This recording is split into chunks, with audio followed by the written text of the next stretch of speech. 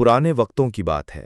Baghdad کے قریب ایک چھوٹے سے قصبے میں لوگ سادہ زندگی بسر کرتے تھے۔ گلیاں کچی تھیں، مکانات مٹی اور پتھروں سے بنے ہوئے، اور بازار میں دن بھر کھجور، مسالے اور کپڑوں کی خرید و فروخت ہوتی رہتی تھی۔ ان دنوں لوگ دین اور دنیا دونوں میں توازن رکھنے کی کوشش کرتے تھے۔ نماز کے وقت پورا قصبہ مسجد کی طرف دوڑتا، اور شام کو چراغ جلنے کے بعد محفلیں لگ جاتیں۔ مگر اس قصبے میں ایک ایسی کیفیت نے ڈیرے ڈالے ہوئے تھے جس نے ہر دل کو اپنی گرفت میں لے رکھا تھا، اور وہ کیفیت تھی خوف کی۔ قصبے کے لوگ عجیب اندیشوں اور وہموں میں مبتلا رہتے۔ کوئی سفر پر جاتا تو دل میں ڈر بیٹھ جاتا کہ کہیں ڈاکو نہ لوٹ لیں۔ کوئی رات کو اکیلا چلتا تو قدم لرزنے لگتے کہ شاید کوئی سایہ پیچھا کر رہا ہے۔ عورتیں بچوں کو سلاتے وقت کہتیں، جلدی سو جاؤ ورنہ جن آ جائے گا۔ مرد کھیتوں میں کام کرتے تو اکثر سر اٹھا کر آسمان کو دیکھتے کہ کہیں آسمانی آفت نہ ٹوٹ پڑے۔ خوف ان کے دلوں پر اس طرح چھایا ہوا تھا جیسے اندھیری رات ہر روشنی کو نگل لیتی ہے۔ اسی قصبے میں ایک نوجوان رہتا تھا جس کا نام فہد تھا۔ فہد ذہین اور نیک سیرت تھا، مگر دل ہی دل میں وہ بھی اسی خوف کے بوجھ تلے دبا رہتا۔ کبھی وہ سوچتا کہ اگر کل کو غربت نے دامن پکڑ لیا تو کیا ہوگا؟ کبھی خیال آتا کہ اگر بیماری نے آ لیا تو کیا زندگی ختم ہو جائے گی؟ یہ وسوسے اس کے دل کو بے سکون رکھتے۔ رات کو سوتے وقت اکثر جاگ اٹھتا اور دل میں بے وجہ گھبراہٹ محسوس کرتا۔ قصبے میں ایک بزرگ عالم دین حضرت شیخ ذکریہ رحمۃ اللہ علیہ رہتے تھے۔ ان کی داڑھی سفید تھی اور چہرہ نور سے چمکتا تھا۔ لوگ دور دور سے ان کے پاس مسائل پوچھنے آتے۔ ایک دن فہد ہمت کر کے ان کے پاس گیا اور عرض کیا، حضرت، میرے دل میں ہر وقت ایک ڈر سا رہتا ہے۔ میں سمجھ نہیں پاتا کہ آخر یہ خوف کس چیز کا ہے۔ نہ سکون ملتا ہے نہ دل کو قرار۔ شیخ ذکریہ رحمۃ اللہ علیہ نے نرمی سے مسکرا کر جواب دیا، بیٹا، خوف دو طرح کے ہوتے ہیں۔ ایک خوف وہ جو انسان کو اللہ کی طرف لے جاتا ہے، اسے گناہوں سے روکتا ہے اور نیک عمل پر ابھارتا ہے۔ یہ خوف ایمان کی نشانی ہے۔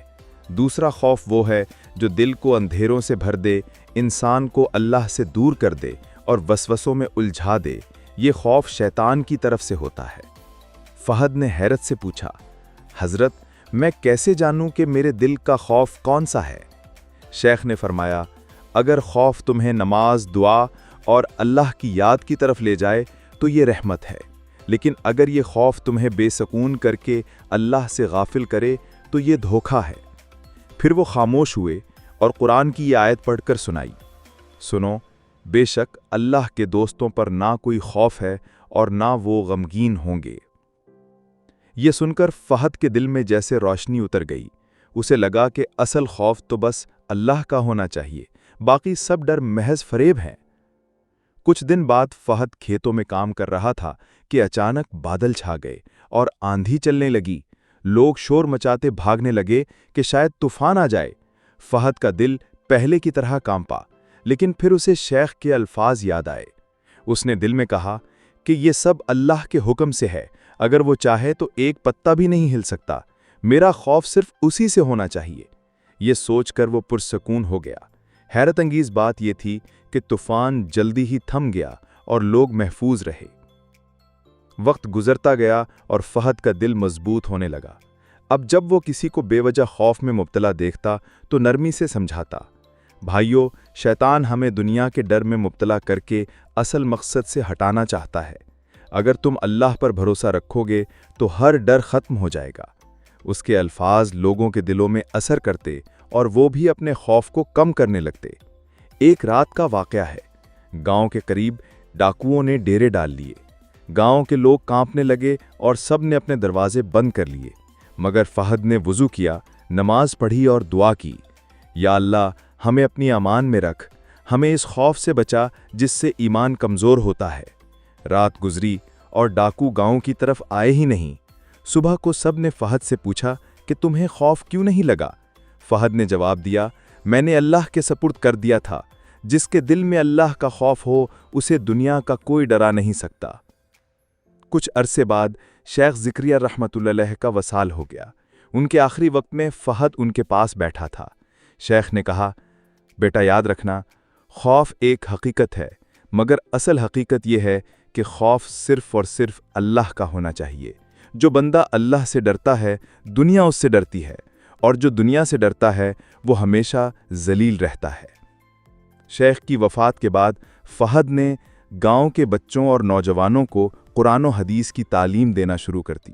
وہ انہیں بار بار یہی بات سمجھاتا کہ وسوسوں، بیماریوں اور پھاکوں کا خوف دل میں نہ رکھو، اصل خوف گناہ کا ہونا چاہیے کہ کہیں ہم اللہ کے حکم سے دور نہ ہو جائیں۔ آہستہ آہستہ پورے گاؤں کا حال بدل گیا۔ لوگ خوف کی جگہ یقین اور ایمان کو اپنا سہارا بنانے لگے، ان کے دلوں سے وہم و اندیشے دور ہو گئے۔ یہ کہانی ہمیں یہ سبق دیتی ہے کہ خوف انسان کی زندگی کا لازمی حصہ ہے، لیکن یہ خوف اگر اللہ کے لیے ہو تو برکت اور رحمت ہے، اگر یہ خوف دنیاوی وسوسوں کے لیے ہو تو تباہی ہے۔ جو دل اللہ کے خوف سے آباد ہو، اس میں اور کسی ڈر کی جگہ نہیں رہتی۔